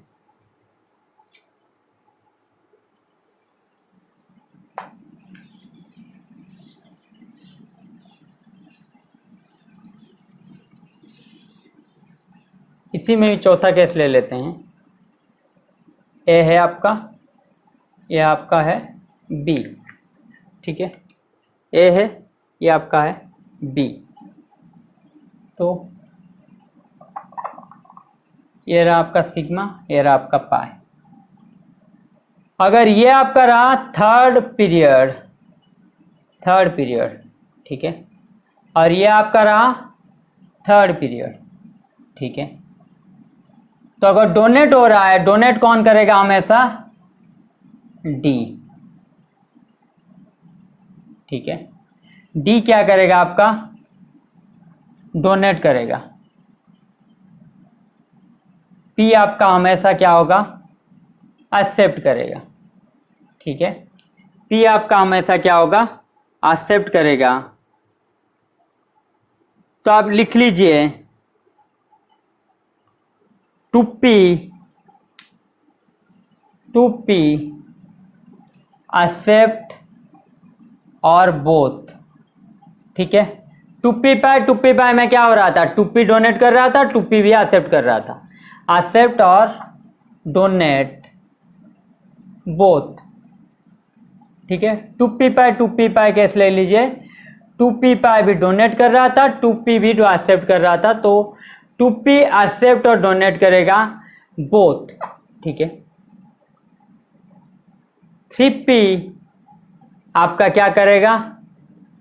डोनेट। थ्री डी आपका क्या करेगा? एक्सेप्ट, ठीक है। थ्री पी आपका क्या करेगा? डोनेट। थ्री डी आपका क्या करेगा? एक्सेप्ट। तो यहाँ पे क्या हुआ? मैंने आपको यहाँ पे क्या किया है, आपको ये चेंज करना है थर्ड पीरियड, तो ये आपका आ जाएगा पी ऑर्बिटल आपका डोनेट करेगा, एक्सेप्ट कौन करेगा? डी ऑर्बिटल, ठीक है। ये चेंज आपको वहाँ पे करना है। तो ये क्या आ जाएगा आपका? Three p pi three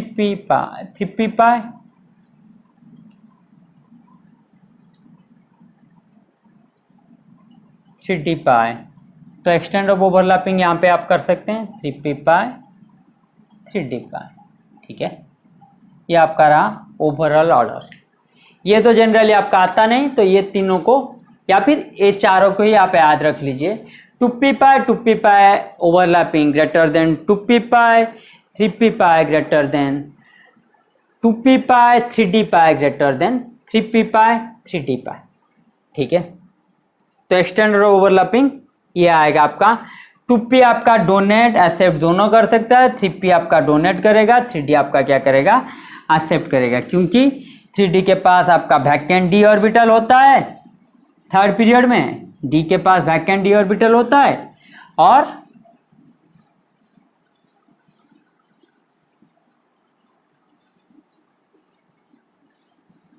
P के पास आपका क्या होता है? लोन पेयर होता है। तो उस हिसाब से आप करेंगे। तो और एक बार समझा देता हूं। तो बोरॉन के केस ही आपको क्या देखना है? वैकेंट ऑर्बिटल देखना है, लोन पेयर देखना है, एक्सटेंड ऑफ ओवरलैपिंग देखना है। मैं जितना दिया हूं, two p pi three p pi, two p pi three d pi, three p pi three d pi, maximum इतना ही आपको देखना है। इसके बाद आपका एक्सटेंड ऑफ ओवरलैपिंग नहीं होगा, बैक बॉन्डिंग नहीं होगा, ठीक है। और बैक बॉन्डिंग आने के बाद क्या होगा? डबल बॉन्ड कैरेक्टर आ जाएगा, डबल बॉन्ड कैरेक्टर आ जाएगा, means partial double bond character, ठीक है। पार्शियल डबल बॉन्ड कैरेक्टर आ जाएगा, ठीक है। तो एक आपका होना चाहिए लोन पेयर, वैकेंट ऑर्बिटल, ये दोनों आपको देखना है बेसिक सा, ठीक है। अब बॉन्ड क्या होना चाहिए? बॉन्ड आपका होना चाहिए polar, means more electronegative, more electronegative side atom होना चाहिए, ठीक है। ये सब क्राइटेरिया आपको मिल जाएगा, तो आप क्या करेंगे? बैक बॉन्डिंग लगा देंगे थर्ड पीरियड तक, ठीक है। तो आप मुझे अभी बताइए इनमें से कौन सा आपको दिखाएंगे बैक बॉन्डिंग? इनमें से कौन सा आपको बैक बॉन्डिंग दिखाएंगे? ठीक है, क्वेश्चन है आपके पास BH3, पहला है आपका BH3, दूसरा है आपका BF3, तीसरा है BCl3, चौथा है BBr3, पांचवा है आपका AlH3, छठा है AlCl3, सातवां है AlBr3, आठ है आपका AlCH3, नाइन्थ है आपके पास CH4, टेंथ है आपके पास CF4, 11th है आपके पास CCl4, 12th है आपके पास NH3, 13th है आपके पास NF3, ठीक है। 14th है आपके पास NCH3, 15th है आपके पास NSiH3, आखिर में OH2, ये दिखाएंगे कि नहीं, ठीक है। OH2 17 आप ले लीजिए, OCl2, ठीक है।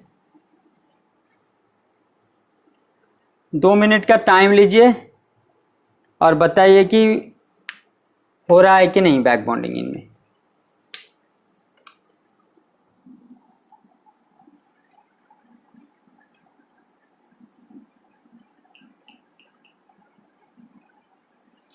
आपको क्या देखना है? आपको देखना है लोन पेयर है कि नहीं। दूसरा आपको देखना है वैकेंट ऑर्बिटल है कि नहीं। तीसरा आपको कहां तक एक्सटेंड ऑफ ओवरलैपिंग देखना है। एक्सटेंड ऑफ ओवरलैपिंग आपको देखना है थर्ड पीरियड तक, ठीक है। जहां पे ये क्राइटेरिया लगेगा आंख बंद करके बैक बॉन्डिंग लगा के चले आना, ठीक है।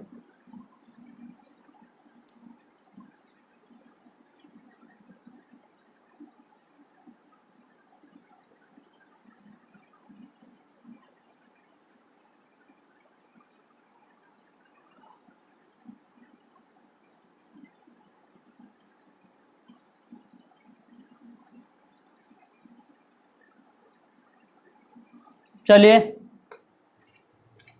हम बता देते हैं। BH3 में क्या होगा? बैक बॉन्डिंग नहीं होगा। BH3 में क्या होगा? बैक बॉन्डिंग नहीं होगा। क्यों नहीं होगा? बोरॉन के पास वैकेंट ऑर्बिटल तो है, वैकेंट ऑर्बिटल, ठीक है, बट नो लोन पेयर।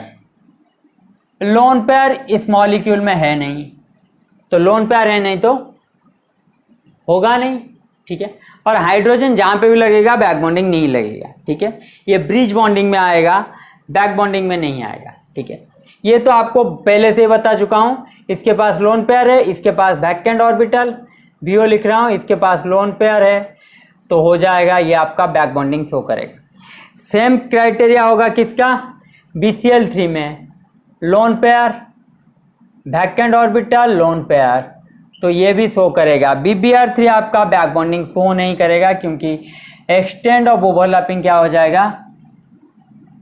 मैंने आपको बार बार बताया है, एक्सटेंड ऑफ ओवरलैपिंग हम क्या करेंगे थर्ड पीरियड तक लेंगे, उसके ज़्यादा नहीं लेंगे क्योंकि साइज बहुत ज़्यादा बड़ा हो जाता है, तो डबल बॉन्ड कैरेक्टर वहाँ पे नहीं आ पाएगा। तो एक्सटेंड ऑफ ओवरलैपिंग लिस्ट, ठीक है, तो यहाँ पे बैक बॉन्डिंग हम नहीं लगाएंगे।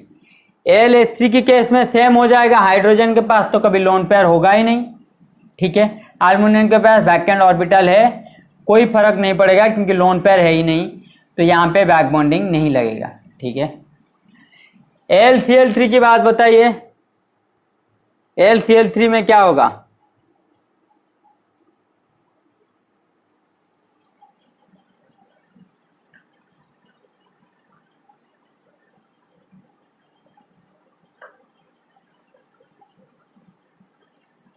AlCl3 में भी बैक बॉन्डिंग नहीं होगा, ठीक है। मैं आपको कोई भी केस नहीं बताया हूं। 2p पाई 2p पाई एक बताया था आपको, 2p पाई 3p पाई, और एक बताया था आपको 2p पाई 3d पाई, और एक बताया था आपको 3p पाई 3d पाई, ठीक है। यहाँ पे इलेक्ट्रॉन सभी के पास क्या है, p में है सभी का। एल्युमिनियम का देखिए 3p में है इलेक्ट्रॉन, क्लोरीन का भी है 3p में इलेक्ट्रॉन, ठीक है। तो यहाँ पे क्या होगा, बैक बॉन्डिंग नहीं होगा। इसलिए बोल रहा था कि जो समझा रहा हूँ उसी हिसाब से, अगर 3p पाए 3p में मैं समझा देता तो प्रॉब्लम क्या होता, यहाँ पे सब कुछ है, इसका लोन पेयर है, इसका बैकएंड ऑर्बिटल भी है, लेकिन बैक बॉन्डिंग नहीं है। क्यों, क्योंकि बोथ आर इन 3p, ठीक है, both are in third period, implies size of both atom are in large। अगर साइज बड़ा होगा तो होगा क्या, extent of overlapping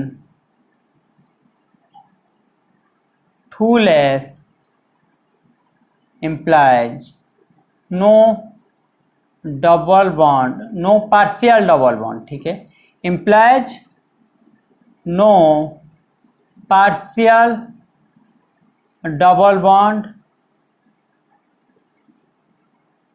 कैरेक्टर।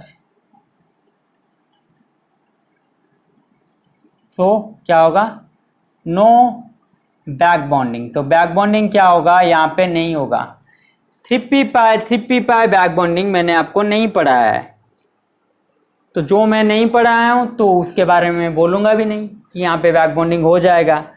कोई बोल सकता है, लेकिन यहाँ पे बैक बॉन्डिंग नहीं होगा। अगर LCl3 में नहीं हो रहा है तो LBr3 में भी नहीं होगा, LCH3 में भी नहीं होगा, क्योंकि कार्बन के पास क्या है, इसके पास तो बैकएंड ऑर्बिटल है, लेकिन कार्बन CH3 में इसके पास क्या है, लोन पेयर नहीं है, नो लोन पेयर इसके पास नहीं है, ठीक है। बैकएंड ऑर्बिटल है लेकिन कार्बन के पास यहाँ पे नो लोन पेयर, तो लोन पेयर नहीं है तो बैक बॉन्डिंग होगा नहीं, ठीक है। लोन पेयर है नहीं तो बैक बॉन्डिंग क्या होगा, होगा नहीं, ठीक है। तो यहाँ तक हम मिटा देते हैं।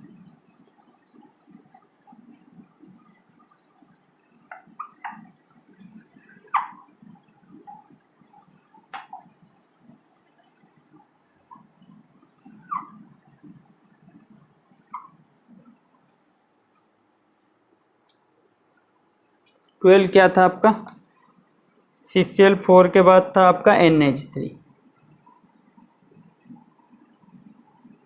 ये था आपका 15 था आपका NSiH3 होल 3, ठीक है।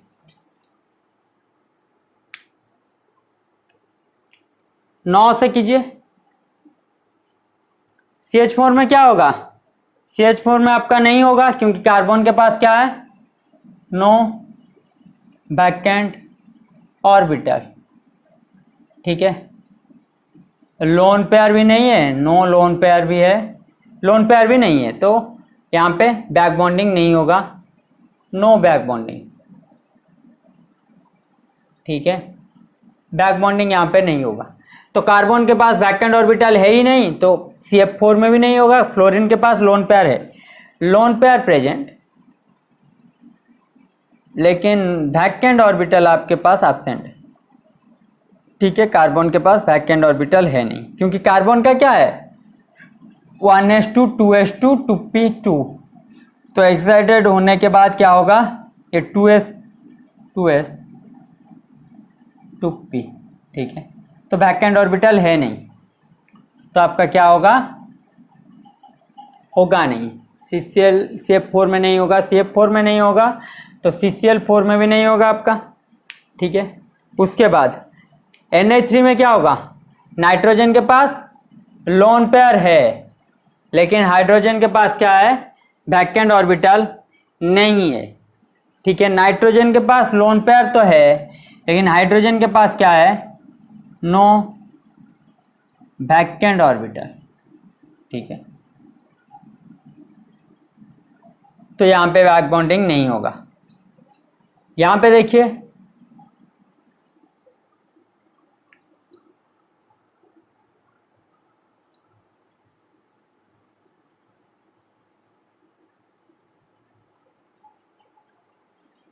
यहाँ पे एक जोड़ दीजिए 14 NCl3 कर दीजिए, ये आपको कर दीजिए 15, इंटरेस्टिंग होगा आपका, ठीक है 16, ये आपका 17, ये आपका 18, ठीक है।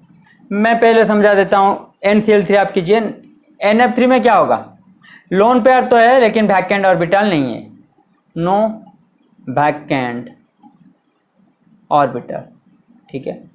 वैकेंट ऑर्बिटल ना होने की वजह से NF3 भी आपका क्या होगा, नहीं होगा, ठीक है।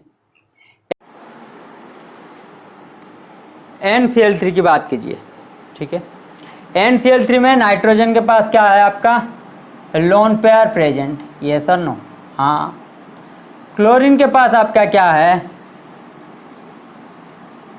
वैकेंट डी ऑर्बिटल है, ये sir no, vacant d orbital, हाँ। सब कुछ क्राइटेरिया फुलफिल है आपको लग रहा होगा, तो यहाँ पे बैक बॉन्डिंग होना चाहिए था, लेकिन आंसर क्या आएगा आपका, बैक बॉन्डिंग नहीं होगा।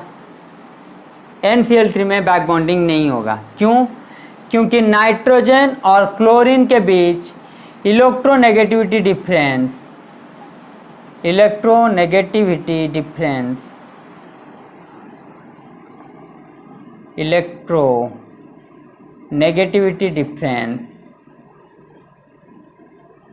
क्या है, मिनिमल है। तो अगर इलेक्ट्रोनेगेटिविटी डिफरेंस ज़्यादा नहीं है तो ये क्या होगा, नॉट सफिशिएंटली पोलर, ठीक है। सफिशिएंटली क्या होगा, पोलर नहीं होगा, तो पोलर नहीं होगा तो NCl3 में क्या होगा, नो बैक बॉन्डिंग, ठीक है। ये एक ऐसा एग्जाम्पल दिया हूँ आपको कि जहाँ पे पोलर ना होने की वजह से आपका क्या होगा, बैक बॉन्डिंग नहीं होगा, क्योंकि नाइट्रोजन का इलेक्ट्रोनेगेटिविटी की भी लगभग 3 के आसपास रहता है और क्लोरीन का भी 2.97, ठीक है, तो भी 3 के आसपास ही रहता है। तो ज़्यादा सफिशिएंटली पोलर ना होने की वजह से NCl3 में नाइट्रोजन के पास लोन पेयर है, क्लोरीन के पास वैकेंट डी ऑर्बिटल है, फिर भी यहाँ पे बैक बॉन्डिंग नहीं होगा। ये बहुत ही इंपॉर्टेंट एग्जाम्पल है, आपको याद रखना पड़ेगा, ठीक है, आपको याद रखना पड़ेगा। NH3 में क्या होगा, कार्बन है नो वैकेंट ऑर्बिटल, कार्बन के पास वैकेंट ऑर्बिटल नहीं है। अगर वैकेंट ऑर्बिटल नहीं है, लोन पेयर होने के बावजूद भी बैक बॉन्डिंग नहीं होगा, नो बैक बॉन्डिंग, नो, ठीक है। अब आ जाते हैं नाइट्रोजन सिलिकॉन के पास, तो यहाँ पे क्या होगा, बैक बॉन्डिंग होगा या नहीं, H H H,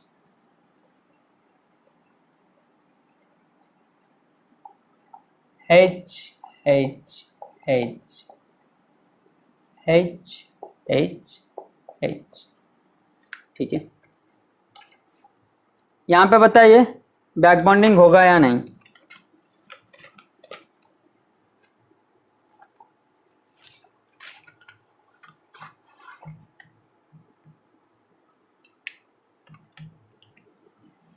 तो यहाँ पे क्या होगा, बैक बॉन्डिंग होगा, क्योंकि नाइट्रोजन का इलेक्ट्रोनेगेटिविटी बहुत ही ज़्यादा, तो इलेक्ट्रोनेगेटिविटी डिफरेंस ज़्यादा मतलब मीन्स सफिशिएंटली पोलर,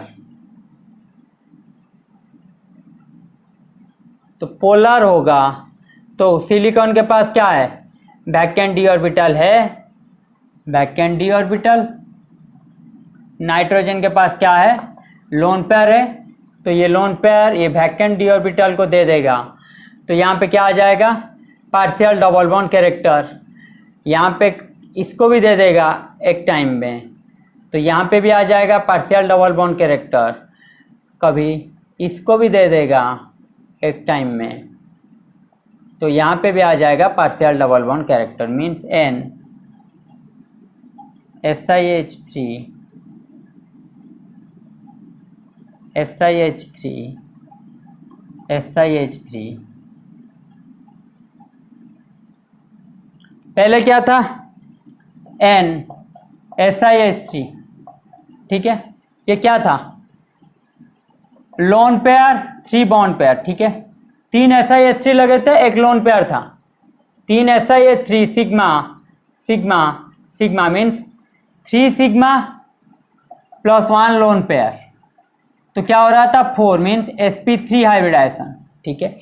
लेकिन बैक बॉन्डिंग की वजह से इसका रहता क्या है हाइब्रिडाइजेशन, sp3 ना रह के पार्शियल डबल बॉन्ड कैरेक्टर की वजह से ड्यू टू, कहाँ पे लिखूं, ये मिटा देता हूँ, ठीक है, लेफ्ट हैंड साइड आपको मिटा देता हूँ। सफिशिएंट पोलर हुआ तो आपका बैक बॉन्डिंग आ गया,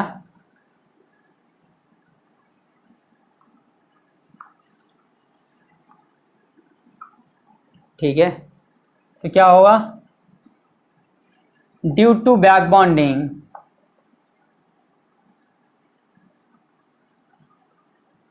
hybridisation changes from sp3 to sp2। sp3 में क्या हो रहा था आपका, लोन पेयर था तो पिरामिडल था, तो sp3 में बॉन्ड एंगल क्या हो रहा था 107.5 डिग्री। हो क्या जाएगा बॉन्ड एंगल, ये आपका क्या है sp3 था तो पिरामिडल था, हो क्या गया sp2 हो गया तो मीन्स प्लानर हो गया।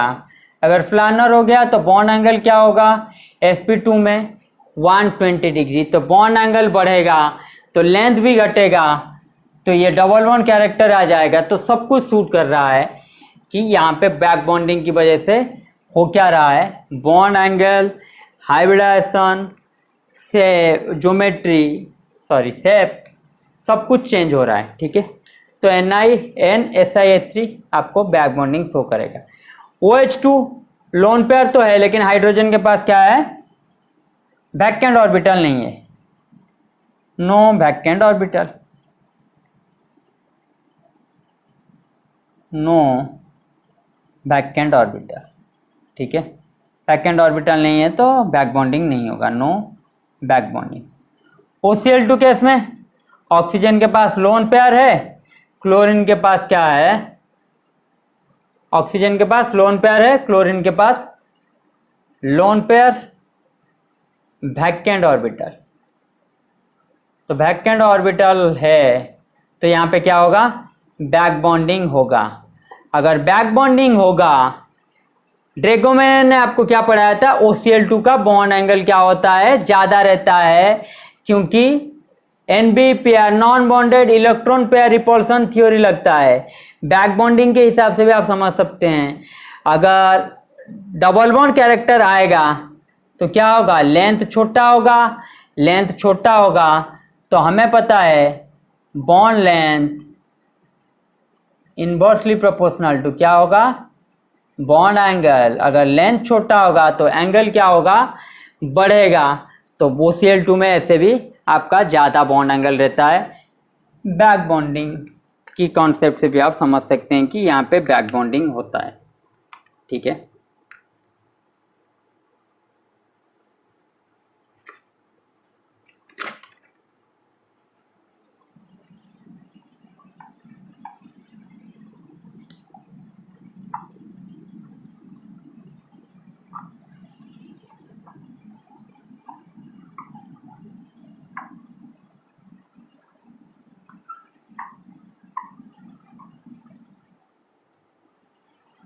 तो ये तो था आपका आज का लेक्चर। कल आप और एक लेक्चर मिलेगा जिसमें हम और बैक बॉन्डिंग के एग्जाम्पल की चर्चा करेंगे, कुछ क्वेश्चन करेंगे, उसके बाद बैक बॉन्डिंग का एप्लीकेशन देखेंगे और उससे आगे बढ़ेंगे। घर में रहिए, सुस्त रहिए, घर वालों का ख्याल रखिए, पढ़ाई कीजिए। धन्यवाद।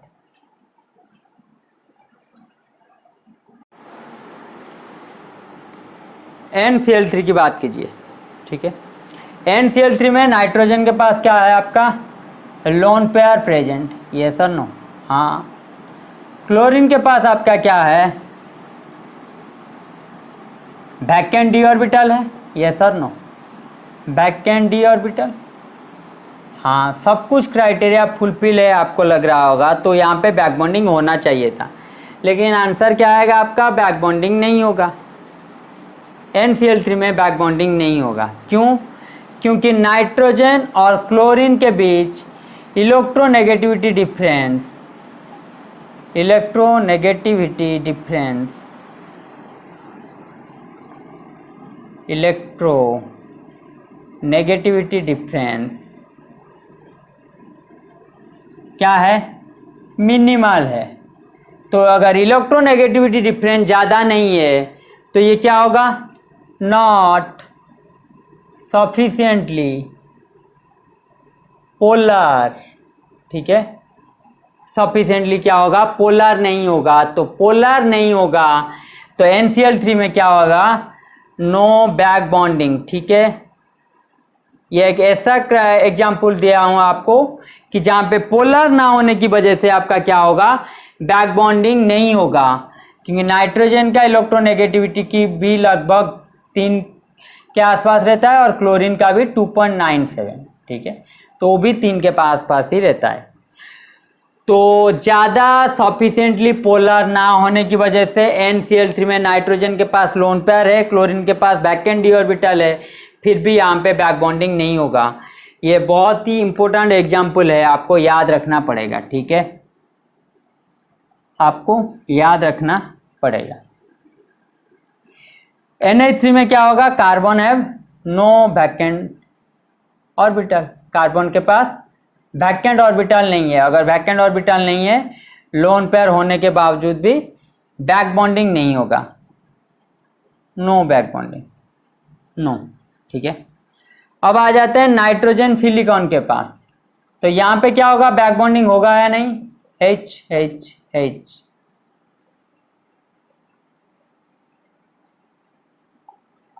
H H H H H H। ठीक है, यहाँ पे बताइए बैक बॉन्डिंग होगा या नहीं?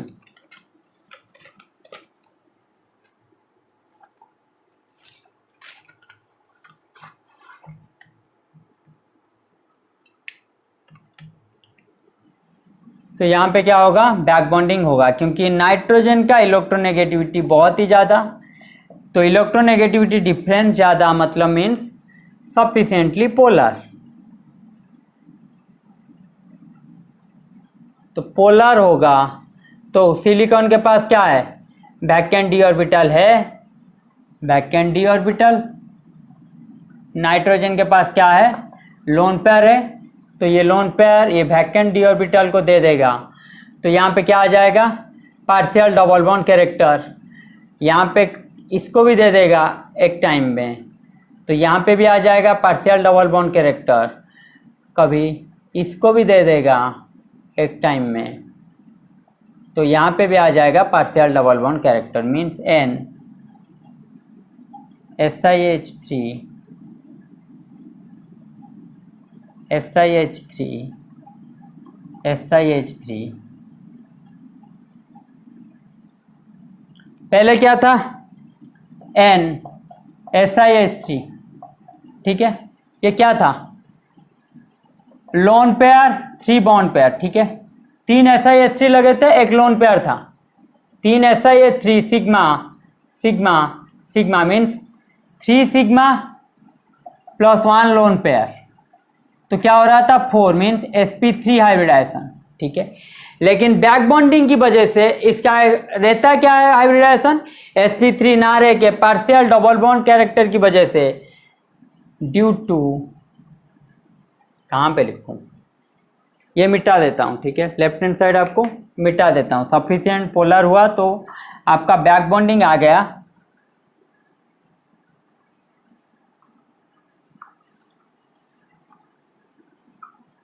ठीक है, तो क्या होगा? Due to back bonding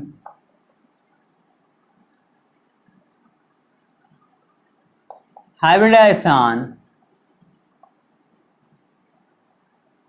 changes from sp3 to sp2।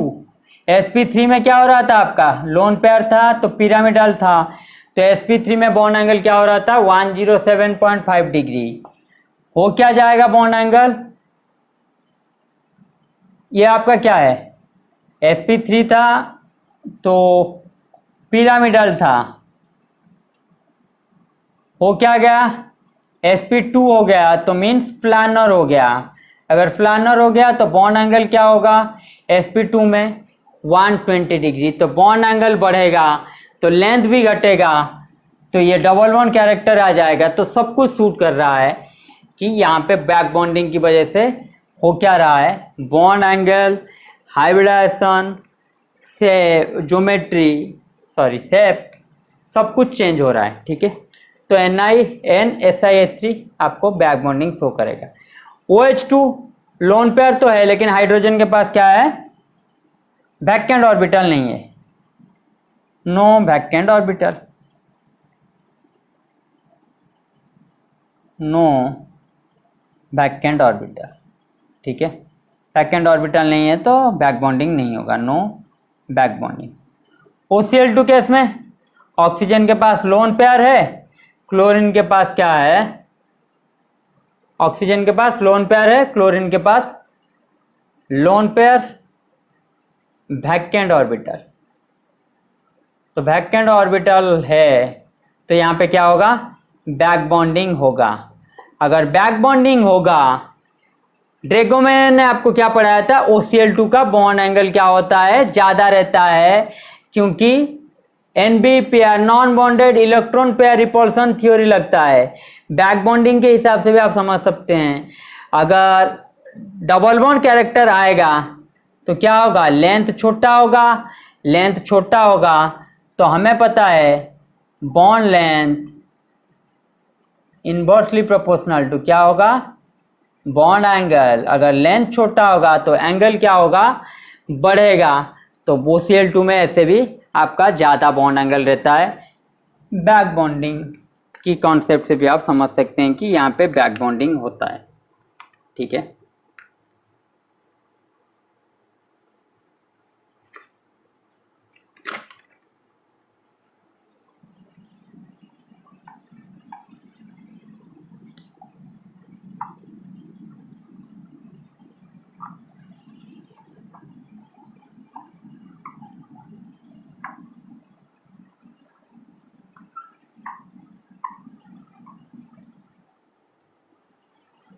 तो ये तो था आपका आज का लेक्चर। कल आप और एक लेक्चर मिलेगा जिसमें हम और बैक बॉन्डिंग के एग्जाम्पल की चर्चा करेंगे, कुछ क्वेश्चन करेंगे, उसके बाद बैक बॉन्डिंग का एप्लीकेशन देखेंगे और उससे आगे बढ़ेंगे। घर में रहिए, सुस्त रहिए, घर वालों का ख्याल रखिए, पढ़ाई कीजिए। धन्यवाद।